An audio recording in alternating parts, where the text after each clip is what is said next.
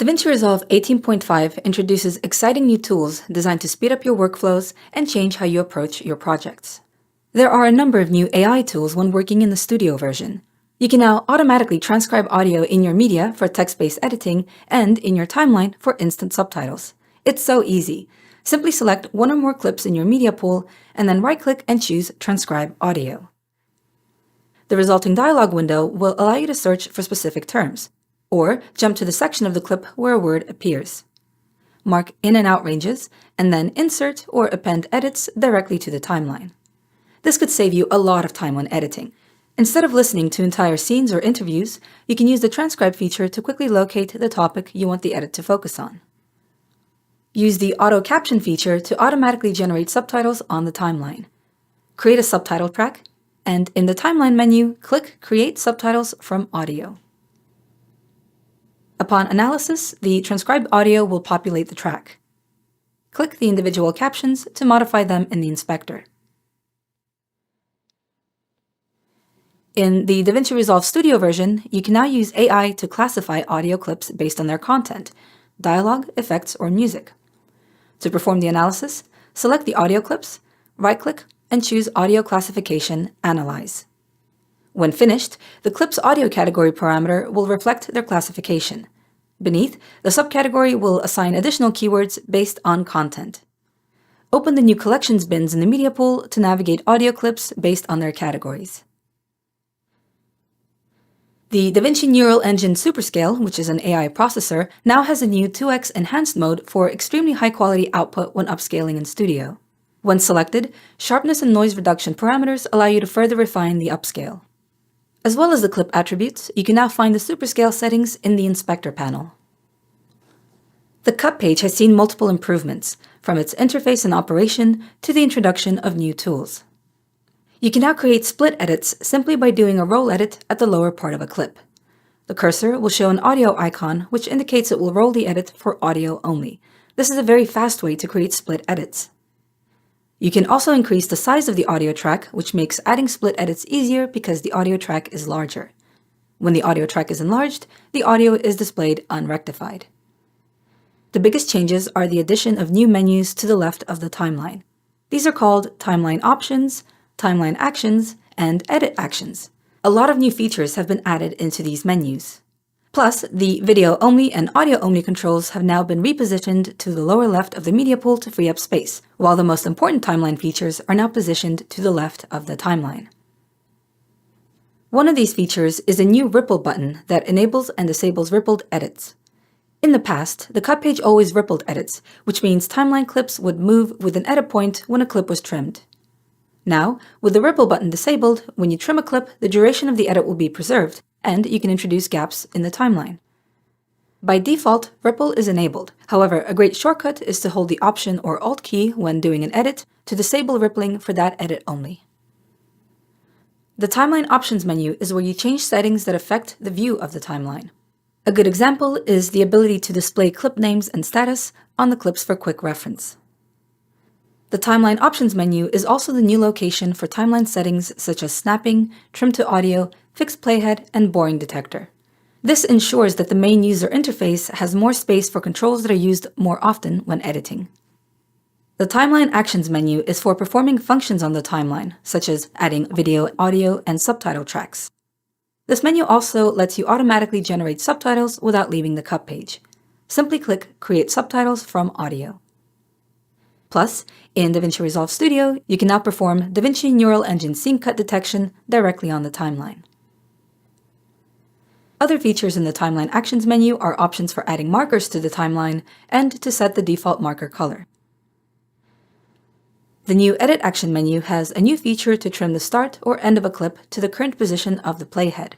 When combined with the ripple toggle, you can perform this action over media or a gap in the timeline.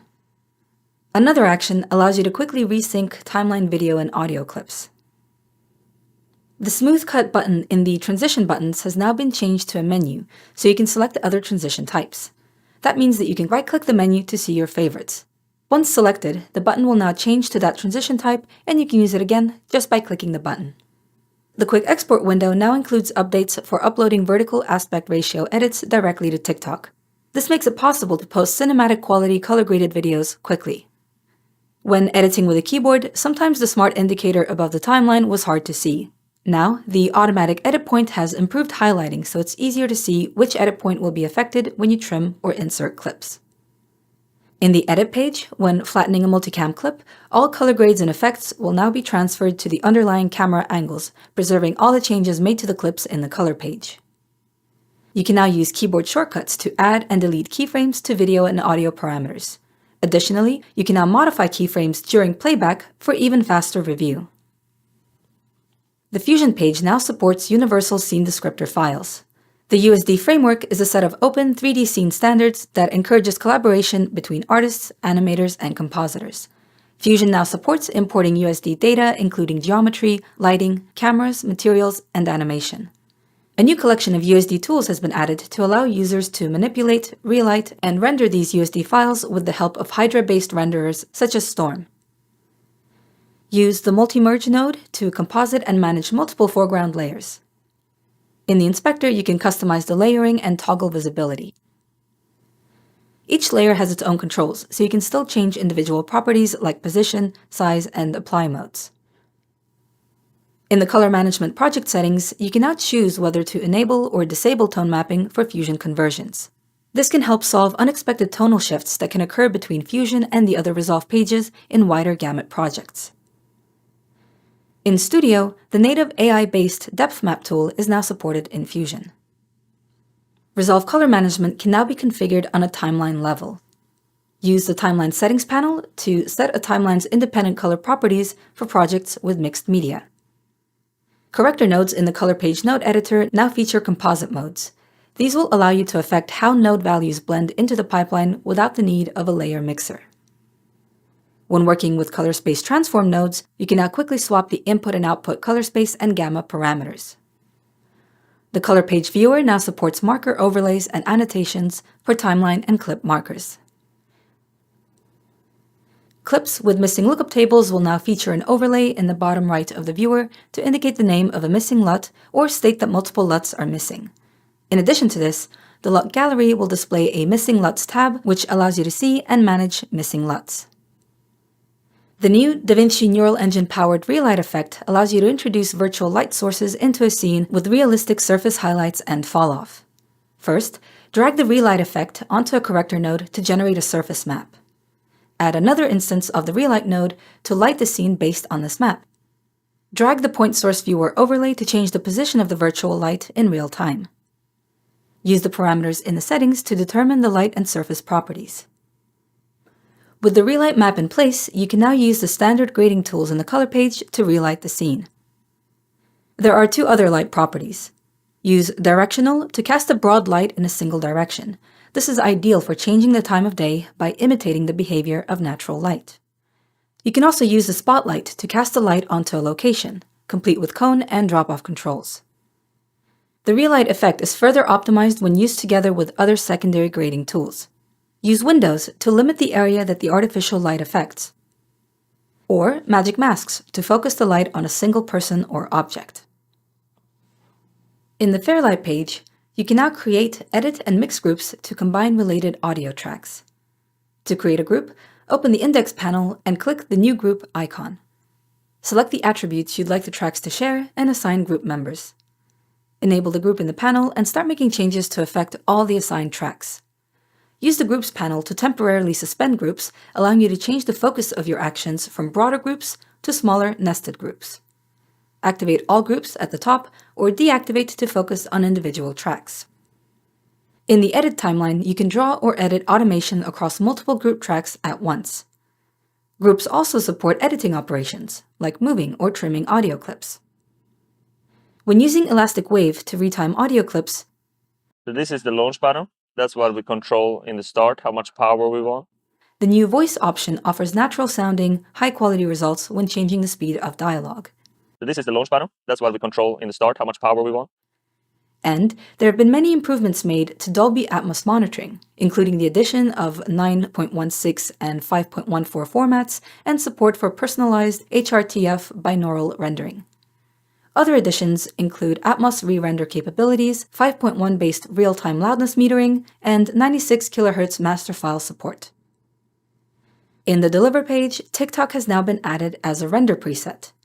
To automatically upload videos upon render, first go to Preferences to sign into your TikTok account, and in the Render Settings panel, click Upload directly to TikTok.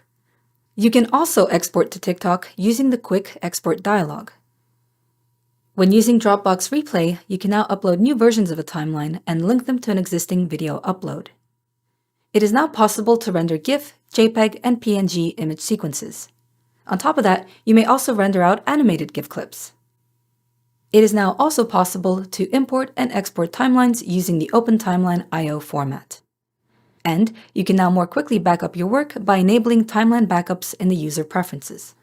Modified timelines will automatically be backed up locally for both collaborative and non-collaborative projects on local, network, and cloud project libraries. Davinci Resolve 18.5 features a number of remote monitoring improvements. You can now initiate remote monitoring connections using just a Blackmagic ID and a session code. This means clients will no longer be dealing with IP addresses and port forwarding. And in Studio, you'll be able to stream to multiple clients simultaneously, who will be able to view your output using the native video players on their computer displays. You can even remotely monitor on an iPad or iPhone. With Davinci Resolve 18.5, you can also export your timeline to presentations. Simply select File, Quick Export, then Presentations, and log into Blackmagic Cloud to export your video. With presentations, multiple people can review your timeline, make comments, and even share a live chat with others who are reviewing too. This was an overview of just some of the many new features in Davinci Resolve 18.5. Thank you for watching.